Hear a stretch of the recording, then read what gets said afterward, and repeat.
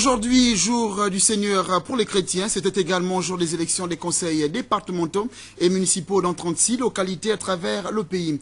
Nous aurons quelques échos d'Akanda, Njolé, Minzi, Kabongoville pour ne citer que. En page invitée, JX Paulin, PDG de DBX International, basé en Chine, un investisseur, fruit du New York Forum Africa de Libreville. Mesdames, messieurs, bonsoir. À 20h, plusieurs chaînes présentent leur journal. Merci d'avoir choisi Gabon Télévision pour vous informer. Comme je vous le disais en titre, c'est en application de l'arrêté du ministère de l'Intérieur du 6 janvier 2014 que les élections des bureaux des conseils départementaux et municipaux ont eu lieu aujourd'hui. Le cas de l'élection des maires des 1er et 2e arrondissements de la commune d'Akanda s'est déroulé au gouvernorat de l'Estuaire. Ernest Ogandaga a été élu pour le 1er arrondissement et Chantal Sino pour le 2e arrondissement sont les heureux élus. C'est ce que nous rapportent Téclair Mekui Movono et Francis Cédès Ngomo. Dans la nouvelle commune d'Akanda, l'élection des maires du 1er et du 2e arrondissement et de leurs adjoints était au centre de toutes les attentions. Au final, ont été élus Ernest Ogandaga comme maire du 1er arrondissement et Chantal Sino comme maire du 2e arrondissement de la commune d'Akanda, tous deux issus des rangs du Parti démocratique gabonais. Je voudrais remercier tout bonnement l'Éternel Dieu qui a permis que cela soit possible, mais surtout particulièrement le distingué camarade qui a pu valider nos investitures et les 20 conseillers de notre conseil d'arrondissement qui ont pu m'accorder leur soutien. Aujourd'hui, nous avons la possibilité de mettre maintenant en musique le pacte municipal akandais qui a été notre programme. Je vais commencer déjà par remercier l'ensemble des conseillers élus qui me font confiance en m'élisant à ce poste de maire dans le 2e arrondissement de la commune d'Akanda. Une tâche qui n'est peut-être pas facile, c'est vrai, parce que la commune est toute nouvelle. J'ai confiance parce que l'ensemble des conseillers, sereinement, nous allons pouvoir travailler en toute convivialité. Les adjoints au maire ont également été élus, dont Marie-Rose Obala, premier maire adjoint au 1er arrondissement de la commune d'Akanda, et Clément Chinga comme 2e maire adjoint. Au 2e arrondissement, Ménignon Douma a été retenu comme 1er maire adjoint, suivi de Malika Bongo Ondimba, 2e maire adjoint au 2e arrondissement de la commune d'Akanda. Je remercie encore 1000 fois les Akandais d'avoir passé leur choix sur ma modeste personne. Je tâcherai de ne pas décevoir. Cela montre encore que la règle des 30% pour les femmes et les jeunes a été appliquée. Et bon, la suite est à voir et encore merci pour votre confiance. Il est indéniable que la première équipe municipale de la nouvelle commune d'Akanda aura fort à faire car, et cela va sans dire, les chantiers sont multiples dans cette nouvelle commune où tout, ou presque, reste encore à faire. Quittons la commune d'Akanda pour celle de Zomoué où 14 conseillers ont départagé leur suffrage aux 2 candidats en lice. Les opérations ont été menées de main de maître par le préfet du Como Océan, Hilaire Maronga. C'était en présence de notre reporter Blandine Jewel Adanvé. 14 conseillers ont pris part à ce vote qui a par ailleurs démarré avec un grand retard. 14 inscrits. Nombre de bulletins blancs ou nuls, 0. Suffrage exprimé, 14. Ont obtenu PDG, Nkowe Désiré Martial, 8 voix. Mekale Benzoa Edouard, 6 voix. Comme vous le savez, la majorité absolue sur 15, c'est 7 plus 1. Donc, est élu Nkowe Désiré Martial avec 8 voix. Aussitôt élu, le nouveau maire de Nzemoué a tenu à livrer son message. Nous allons nous remettre rapidement au travail pour effectivement mettre en application le programme, le projet de société que nous avons, n'est-ce pas, défini, en tenant compte des priorités du président de la République, qui va, n'est-ce pas, dans le sens de faire du Gabon un pays émergent d'ici l'horizon 2025. Des élus, l'on retient la présence d'une femme et les premiers adjoints au maire. le distingué camarade, son Excellence Ali Bongo Ondimba, a pensé aux femmes. Et on ne peut qu'être réjoui. En Nzomo, nous voulons d'abord le développement. Si on a le développement, ce qui veut dire que Nzomo va forcément émerger. Comme il y a maintenant une femme à la mairie de Nzomo, forcément il y a le développement. Il faut donc retenir que les nouvelles autorités de Nzomo disent avoir opté pour le vivre ensemble et le partage comme élément capable de permettre de mieux développer leur localité. Pour tout dire, en Nzomoué, il sera question de la consolidation des acquis et de l'optimisation des moyens, de la rentabilité de l'économie et surtout de la réduction de la pauvreté, mais surtout l'accomplissement du rêve gabonais de 2025, c'est-à-dire l'émergence économique. Signalons tout de même que cette élection du maire de Nzomoé a finalement opposé 2 candidats issus du PDG. Le candidat du bloc démocratique chrétien, BDC, s'étant retiré de la course. Une situation à laquelle les décisions doivent être prises selon les acteurs politiques et administratifs. Retrouvons Blandine Djewel à Lonvé. C'est une situation plutôt confuse qu'on a vécue lors du vote du maire de Nzomoé et qui mettait en lice 2 candidats. Celui du PDG et celui du BDC. Le candidat du BDC s'étant retiré, voilà qu'un des colistiers du PDG s'est présenté lui aussi comme candidat opposé à celui investi par le parti. Pour le membre du bureau politique du Parti démocratique gabonais, Adrien Encore et Singon, c'est un cas d'indiscipline notoire. C'était un peu gênant. C'était un peu gênant que ce matin on se retrouve avec à la fois les candidats du PDG et incessamment, et au moment où on commence les travaux, un dissident. Être maire, c'est quand même quelque chose de pendant 6 ans qui vous permet de vivre si vous êtes malheureusement chômeur. Et à ce niveau-là, chacun vient tenter sa chance en disant pourquoi pas moi. Nous avons traîné longtemps les souris dans nos sacs. Et aujourd'hui, au grand jour, on a vu ce qu'on a vu, c'est-à-dire le BDC qui intervenait pour défendre le PDG. C'est un peu étonnant. Le préfet du département du Como-Océan, pour sa part, Hilaire Maganga, a noté qu'il revient au parti de tirer les conclusions. Techniquement, il n'est pas interdit à un candidat de se présenter, un candidat élu. Mais tout simplement, il y a la discipline des partis. Les partis investissent les candidats. Quelle que soit la position sur la liste, c'est censé que vous soyez élu. Mais ceux qui ne respectent pas la discipline du parti peuvent se présenter. Et les conséquences, c'est l'exclusion du parti, mais ce n'est pas de notre ressort. Nous retenons l'esprit de sagesse des conseillers qui, à un moment, ont essayé de bloquer le processus. Mais après plusieurs concertations, l'élection s'est bien passée. Fort heureusement, tout est rentré dans l'ordre. Quittons Nzomoé pour la commune de Ndjolé dans la province du Moyen-Ogooué, qui a aussi vibré aujourd'hui dans le cadre de l'élection du bureau du conseil départemental. Au terme de l'élection, c'est Jean-Pierre Nfoumé qui décroche la présidence du conseil avec 15 voix pour et 4 voix contre. Il aura pour premier maire adjoint Maître Jeanne-Carole Kessangoué, tous 2 issus du PDG. Nous reviendrons naturellement avec force et détails avec Cabrel Guillain Lemami et Victor Mundunga, nos envoyés spéciaux dans cette commune de Ndjoli. Dans le département de Lokano, c'est à Minzik, c'est Célestin Edzo Messalé du PDG qui a pris la tête du conseil départemental avec 15 voix pour, 8 voix contre sur les 23 votants constitués aussi d'indépendants. Là également, nous reviendrons avec plus de détails avec nos envoyés spéciaux, Cyril Bertrand Galeko et Pierre Claver est là. Nous allons également parler de cette élection qui a eu lieu du côté de Bongoville. Nouveau maire élu à 100% des suffrages exprimés.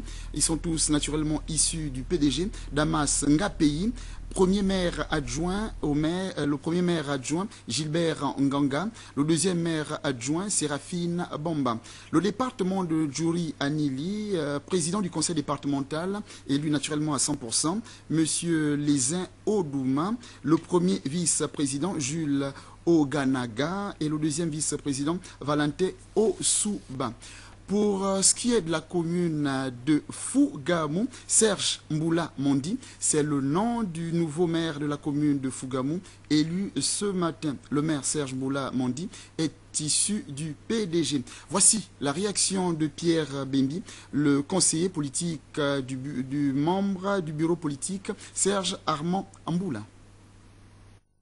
Bien, je retiens comme enseignement, c'est déjà dire que déjà de par les chiffres, parce que nous allons les interpréter, parce que les chiffres sont têtus, de dire déjà dans le département de Tsamba-Magotsi, notamment dans la commune de Fougamou, il y avait 19 sièges à pourvoir, le PDG en a engrangé 13, ce qui conforte effectivement sa majorité à gouverner, sinon diriger la localité dans la commune de Fougamou.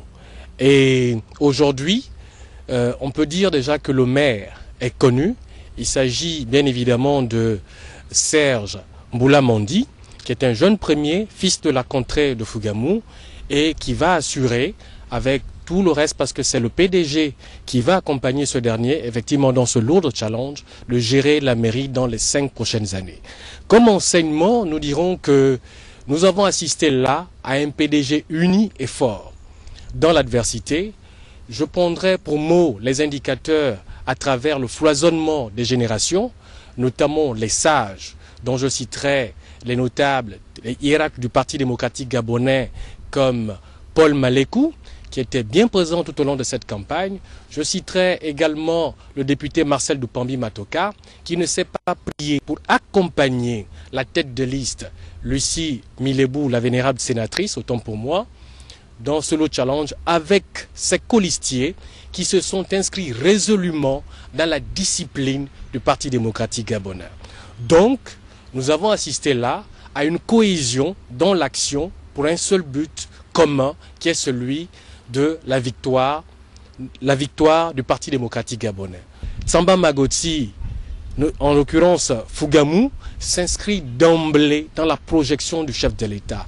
Parce que cette élection ne fait que préparer simplement l'élection présidentielle de 2016. C'est vrai, beaucoup de gens diront que non, c'est une élection à l'échelle locale, mais je pense que nous ne pouvons pas mentir à nos parents, souvent restés au village, à nos petits frères, parce que la réalité auquel pose ici l'affirmation à travers cette élection le Parti démocratique gabonais démontre simplement de la sérénité du parti quant à l'avenir, au futur, dans les échéances électorales futures simplement.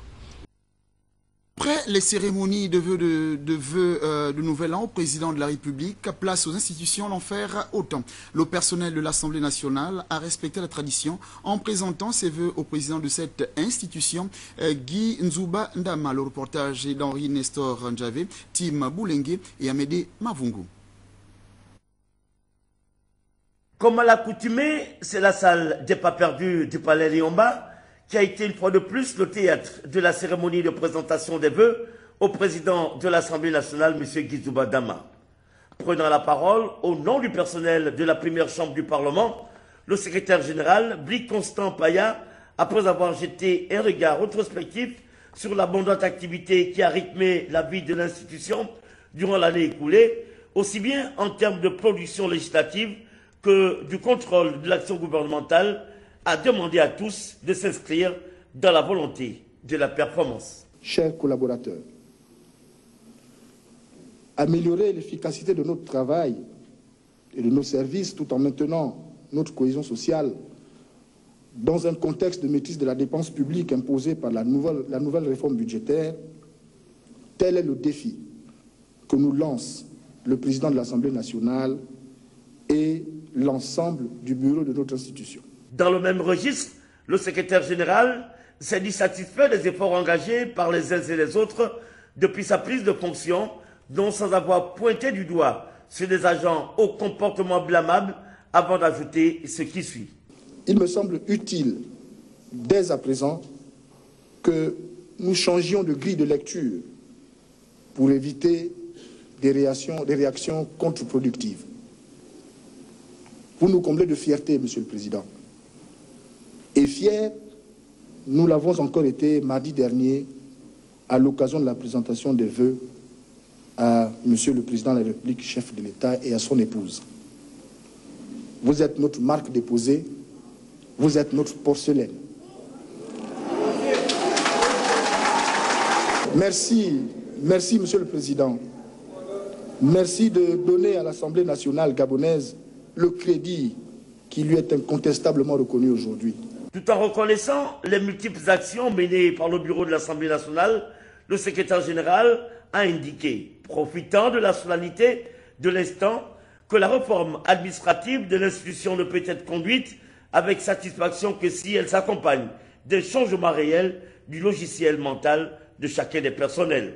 Pour sa part, satisfait du travail abattu par le personnel de l'institution qu'il préside, M. Guizouba Dama a invité les uns et les autres à composer et entonner le chant d'un nouveau départ pour 2014 et de poursuivre que fort du réarmement moral de tous, que les efforts convergent vers le seul but, celui de servir l'administration de l'institution qui constitue par ailleurs le deuxième pouvoir de la nation gabonaise. Les efforts de 2013 doivent constituer le vrai commencement d'une tradition qui conduira irréversiblement l'administration de l'Assemblée nationale vers les normes d'opérationnalité et d'efficience désormais souhaitées dans l'ensemble de la fonction publique gabonaise.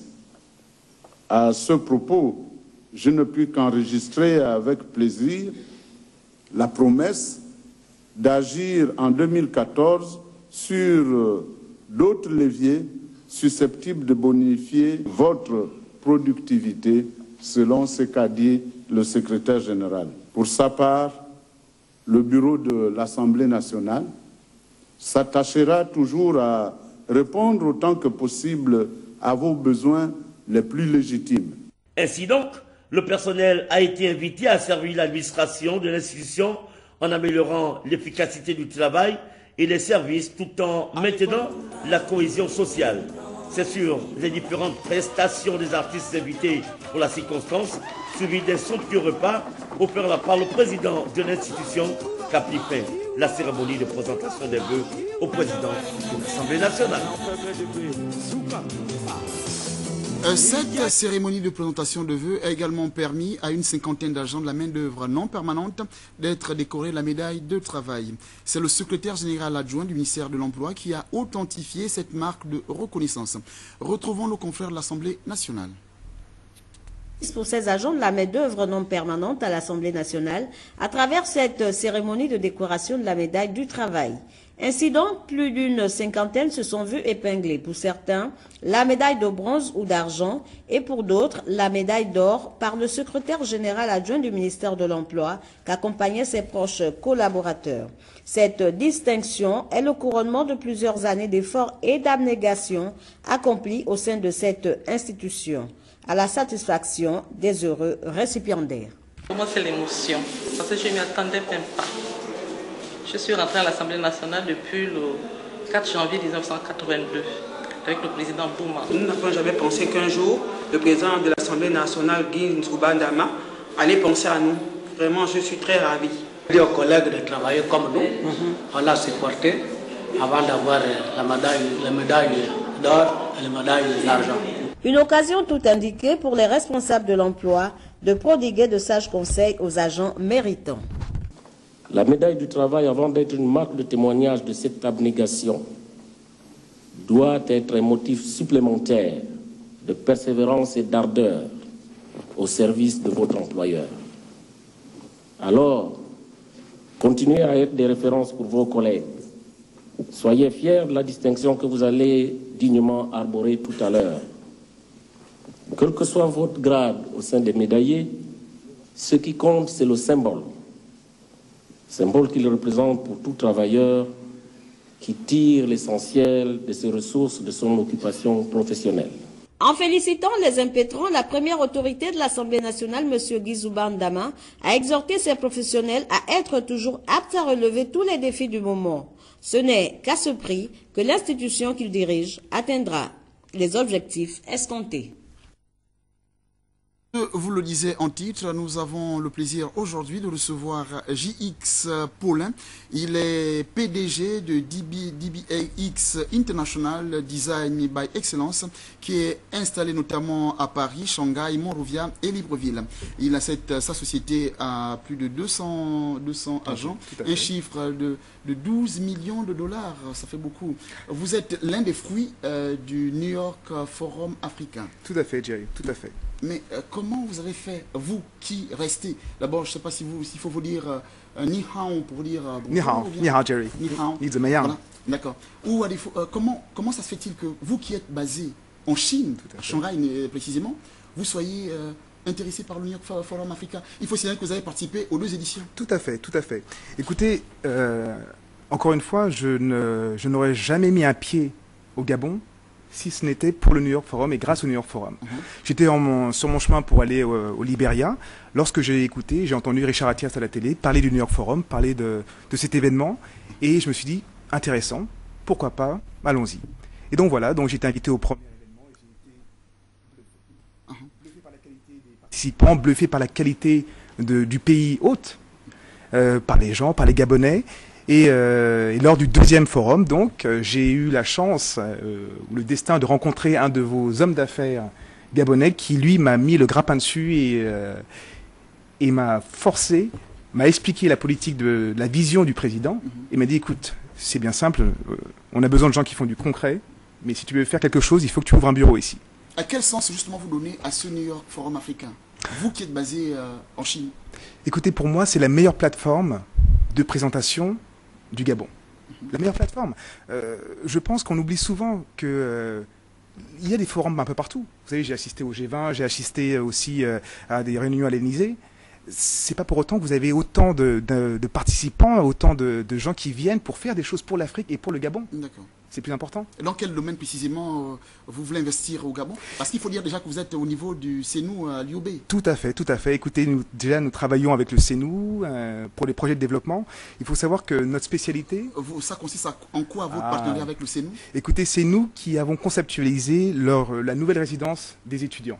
D'accord? C'est important parce qu'en ayant fait des visites et en ayant discuté avec le directeur du CENU, et mon partenaire ici, M. Mvé de 2M Partners, c'est important de donner aux étudiants un cadre de vie international. Nous ne vivons plus dans la préhistoire. Le Gabon et les Gabonais et les Africains doivent vivre dans des conditions qui sont celles d'étudiants européens, d'étudiants américains, d'étudiants chinois. Et voilà. Et donc c'est mon travail de développer un concept qui soit adapté au pays, bien sûr, parce qu'il ne sert à rien de conceptualiser si on ne peut pas construire. Donc, en gros, c'est le logement social à l'échelle de l'étudiant. D'abord à l'échelle de l'étudiant. Nous travaillons aussi sur les projets de logement social à l'échelle du peuple. Mais encore une fois, c'est un travail de développement, c'est-à-dire comment réussir à interagir les écoles, les logements sociaux, les magasins, le retail, mais surtout, comment pouvons-nous, sans prendre du budget de l'État, développer des projets. C'est ça le plus important. Mais comment c'est possible, justement? Comment cela est possible? Parce que le logement social aujourd'hui au Gabon, il faut en parler. Comment c'est possible aujourd'hui de développer le logement social? Pour l'instant, vous êtes à l'échelle de l'étudiant, mais comment c'est possible sans crever le budget de l'État? Eh bien d'abord, en prenant une base, c'est ne pas demander à l'État. Voilà, c'est ma base. Vous savez, je viens d'un business background où nous nous construisons nous-mêmes. Avec mon associé, il y a 10 ans, mon associé chinoise, nous avons créé DBX avec, je crois, peut-être 10 000 ou 20 000 dollars. Maintenant, elle vaut des millions. L'État chinois ne vous aide pas ne vous donne pas des aides. Par contre, il vous donne l'autorisation, il vous donne l'environnement de business, qui est fantastique. C'est pour ça que ce sont des businessmen fantastiques. Et c'est une très bonne école, la Chine. Ce pays, pour moi, c'est ce qui m'a permis de devenir un homme. Voilà, on a la chance aussi de visiter ce pays. Mais justement, dans quel domaine, hormis le logement social, pour l'instant, vous êtes à l'IOB? Tout à fait. Maintenant, pour ceux qui voudraient s'intéresser à avoir un logement social avec vous, à quelle porte il cogne? Où vous retrouvez aujourd'hui? Eh bien, écoutez, il tape à la porte de mon associé, de mon partenaire ici, Jean-François Mvé de 2M Partners. Où peut-on le retrouver? Je crois qu'il a un site web, mais vous pouvez le retrouver. Je ne vais pas divulguer son numéro de téléphone sur le plateau, mais n'hésitez pas. Écoutez, moi, je suis à l'origine, je venais une fois de temps en temps. Maintenant, il m'oblige à venir une fois tous les 45 jours. Si quelqu'un, et je fais une annonce, si quelqu'un a un projet à faire, mais dans le concret, pas dans la parole. Dans la parole, je peux rester en Asie, je n'ai pas besoin de voler 20 heures pour venir et écouter des paroles. Dans le concret, je suis là. Dans quel autre domaine vous allez investir au Gabon? Écoutez, la chance justement d'avoir passé tellement d'années en Chine m'ont permis, avec une relative réussite, d'investir dans des startups. Et après mon deuxième passage au New York Forum, j'ai décidé d'investir dans une startup qui est dans la technologie tactile. D'accord. Nous avons présenté ça au CNU et nous avons d'ailleurs la tablette qui sera disponible. C'est votre construction à vous? C'est voilà, tout à fait. C'est le process de ma startup, mysamax.com. Vous avez donc un clavier, une tablette qui fonctionne bien sûr sous système Android. Et voilà, avec Excel, Word, tout à l'intérieur. Voilà. Okay. Et vous savez, le passage à la tablette se fera, quoi qu'il arrive. Vous avez d'un côté Singapour où le gouvernement va obliger les écoles primaires à avoir des tablettes. Vous avez de l'autre côté les Américains qui ont Google Glass, où Amazon va bientôt livrer avec des drones. Where are we? Où sommes-nous? Je pense qu'il est important de comprendre que par la tablette, nous avons tout. J'ai mes livres, ma musique, mes documents, mes emails, bien sûr. Je fais aussi téléphone. Donc voilà. Ok, et s'il fallait dire un dernier mot par rapport à l'heureuse initiative finalement du New York Forum Africa? Un dernier mot. Vous avez la chance, et j'insiste bien, je ne suis pas gabonais comme vous le savez, je suis franco-togolais, et je peux vous le dire. J'observe, vous êtes installé à Paris, Shanghai, Monrovia, Libreville, voilà. Et pourquoi pas à Lomé? Parce que justement, c'est que j'allais y venir, et encore une fois, je ne fais pas de politique, mais la vision de votre président m'a bluffé. D'accord. Et le Gabon is open for business. Le Gabon est ouvert pour business. Pour l'instant, Lomé n'est pas. Pour expliquer simplement aux Gabonais, enfin, c'est-à-dire, vous a séduite, hein, c'est une idée qui vous a séduite simplement.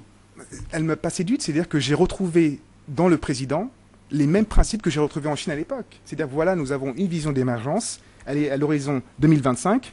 Guys, we're gonna do it. Nous allons le faire. Et voilà, et vous pouvez avoir des visions, mais avoir une vision, avoir un canevas, c'est un business plan. Et je suis un homme d'affaires, quand j'entends un business plan, it makes sense. Romensoba, comme on dit en chinois, allons-y. Ok, j'aurais envie de dire thanks a lot, mais merci. Merci d'avoir répondu à notre... on fera quand même demain, on va visiter le site que vous renouvelez au niveau de l'université Omar Bongo.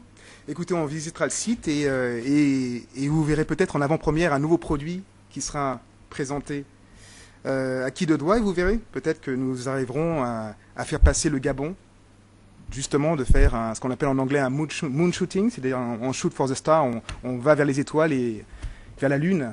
Ok, et non problème.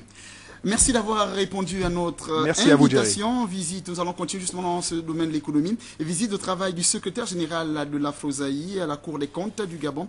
La délégation camerounaise avait à sa tête le secrétaire général de l'Afrosaï qui a tour à tour été reçu par le président de la Cour des comptes du Gabon, Gilbert Ngoulakia. Il a également pris part à la séance de travail qui s'est déroulée dans la salle de réunion de cette institution financière. C'était en présence de Marie-Jo Moussavou et de Francis Célès Ngomo. En visite au Gabon, le ministre délégué à la présidence de la République du Cameroun, chargé du contrôle supérieur de l'État, s'est rendu ce jour à la Cour des comptes où il a eu une audience avec le premier président de cette institution financière, Gilbert Ngoulakia. Henri Eyebe a ici, en sa double qualité de chargé du contrôle supérieur de l'État, président du CRRI et secrétaire général de l'Afrosaï, décline le motif de son séjour dans la capitale gabonaise. Je suis en visite de travail officielle, visite de travail qui me donne l'occasion avec la délégation camerounaise de rencontrer l'ensemble des responsables de la délégation du Gabon et de traiter de sujets qui concernent l'Afrosaï. Donc la visite de travail permet aux deux institutions, celle du Cameroun, le contrôle supérieur de l'État, et celle du Gabon, la Cour des comptes du Gabon, de pratiquer, développer leur coopération bilatérale, mieux se connaître, échanger les expériences. Et le volet Afrosaï se situe dans le prolongement d'une concertation entre la présidence de l'Afrosaï et le secrétariat de l'Afrosaï que le président de l'Afrosaï a initié et engagé. Il est déjà venu au Cameroun en séance travail 2 fois et je viens sur place également en tant que secrétaire général, accompagné du directeur général de la FROSAI et mon collaborateur, pour préparer les réunions des instances au niveau de la FROSAI pour la période de l'année 2014 que nous avons engagée. S'en est suivi une séance de travail avec pour ordre du jour, entre autres, l'organisation de la prochaine Assemblée générale de la FROSAI, la signature de l'accord de coopération AFROSAI-Eurosaï, Enquête mondiale 2013 ISC-IDI. Le lancement de l'appel mondial à projet 2013 par la coopération Intosai donateur. La délégation camerounaise prendra une part active à l'atelier sur l'audit de performance qui aura lieu le lundi 13 janvier 2014. Signalons que cette séance de travail a eu lieu aujourd'hui dimanche, chose qui n'est pas courante. Faisant suite au mouvement de grève des agents de la marine marchande, les fonctionnaires de la spécialité maritime et fluviale viennent de recevoir des uniformes leur permettant de travailler dans les normes. La cérémonie s'est déroulée en présence des autorités et du syndicat. C'est ce que nous rapporte Blandine Jewel à Donvé.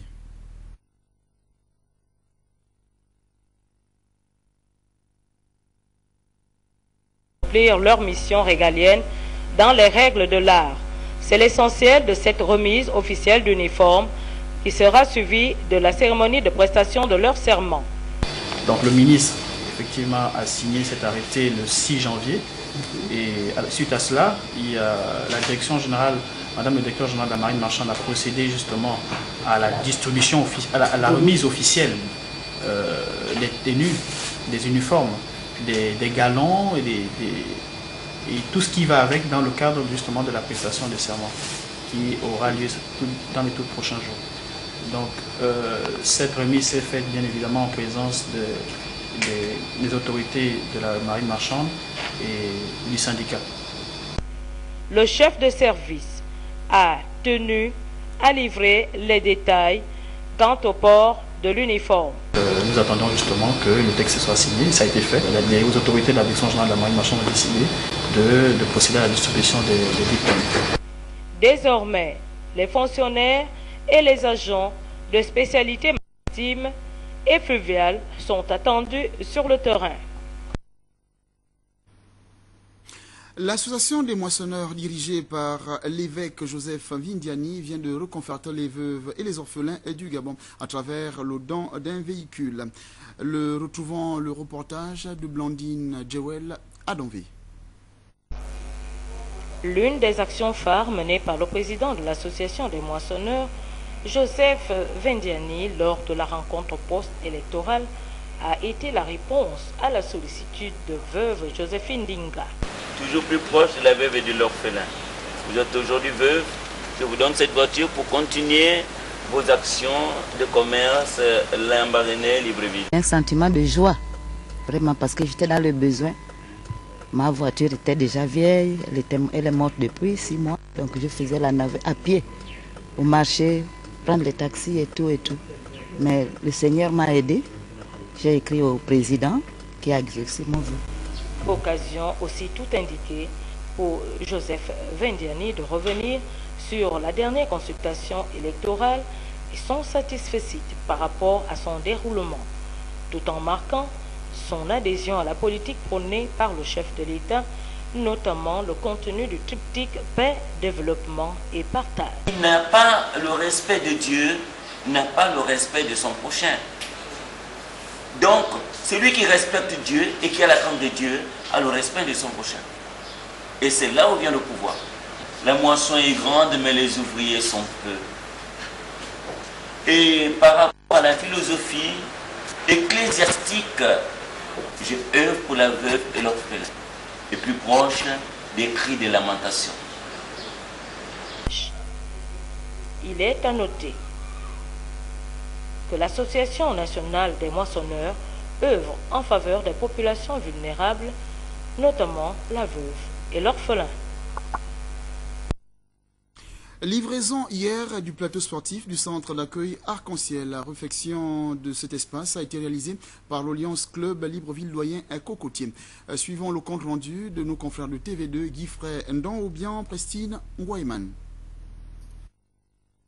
Contribuer à l'épanouissement des pensionnaires du centre d'accueil Arc-en-Ciel par la pratique du sport, c'est la principale motivation qui anime les membres du Lions Club Libreville-Doyen Cocotier. Un élan de solidarité matérialisé par la réfection du plateau sportif de cette structure à caractère social. Nous venons vous offrir un plateau sportif pour ces enfants, pour qu'ils puissent jouer au ballon, au basket, au volley. Car dit-on que un esprit sain dans un corps sain. Ceux qui pratiquent du sport a la capacité de bien réfléchir, a la capacité de bien agir, a la capacité de bien marcher. Et dans le Lions Club cette année-ci, nous voulons réaliser le rêve de tout un chacun. Et nous estimons que le rêve des enfants aujourd'hui, c'est d'avoir un Pierre Aubameyang grâce à ce plateau sportif, avoir un Jordan, avoir tous les plus grands sportifs, que leur rêve puisse se réaliser. Pour la responsable de ce foyer pour jeunes, c'est une action remarquable qui contribue à l'éducation de ces enfants dont ils ont la charge. Cet espace sportif que vous nous avez aidé à ranger, c'est vraiment une source de joie pour nos enfants et pour l'éducation des jeunes. On suit 60 enfants, garçons, plus ou moins en moyenne par an, et on les réintègre en famille. Et on a aussi une trentaine de filles qui passent dans notre foyer en cherchant de surmonter leur traumatisme et de regagner aussi leur famille d'origine. Dirigé par les sœurs carmélites de la charité Vedrunga, le centre d'accueil Arc-en-Ciel est l'œuvre de Caritas Gabon. Il apporte la couleur au quotidien de ces enfants dont la plupart sont souvent victimes de violences de tout genre. Ici, ils peuvent en toute quiétude aspirer à un avenir plus radieux. D'un centre à un autre, les enfants abandonnés du centre d'Angondje viennent de recevoir un important don composé de produits de première nécessité et des consultations gratuites de la part de l'organisation non gouvernementale américaine International Consulting Aid Network. Suivons ce reportage de Pierre Claver Ela et de Paulin Siaki. International Consulting Aid Network au chevet des enfants abandonnés du centre d'Angondje. Cette ONG américaine vient de remettre un important don composé de vivres et de plusieurs objets d'importance. Ce don est un atout essentiel pour le bien-être de ces enfants. Le centre d'Angondje a été sélectionné par rapport aux critères de mon organisation, l'International Consulting Aid Network, qui fait dans le domaine médical, aussi dans le social. Nos priorités sont axées sur les femmes, les enfants, les nouveau-nés et un peu la communauté. Après avoir revu différents centres des orphelinats, nous avons trouvé utile de choisir ce centre parce que les besoins et les critères cadrent au cadre avec les nôtres. J'ai aussi pris attache avec la Croix-Rouge, comme vous le voyez là. J'ai sollicité de la Croix-Rouge leur partenariat pour voir comment est-ce qu'ils pouvaient mettre une équipe médicale parce que je ne pouvais pas amener mon équipe médicale. Donc ils ont mis une équipe médicale à ma disposition. Organisation basée à Birmingham dans l'État d'Alabama aux États-Unis a pour objectif principal apporter un mieux-être aux démunis. Les enfants du centre d'Angondje ont également eu droit à des visites médicales. Point final, la émission d'information. Rendez-vous avec l'information sur Gabon Télévision. Demain, 7h30, 13h, Chérel Annabelle Bungota, 20h, Yves Ghislain et Mitumba. Merci pour l'équipe technique qui m'a accompagné. Merci pour l'attention. Bonsoir.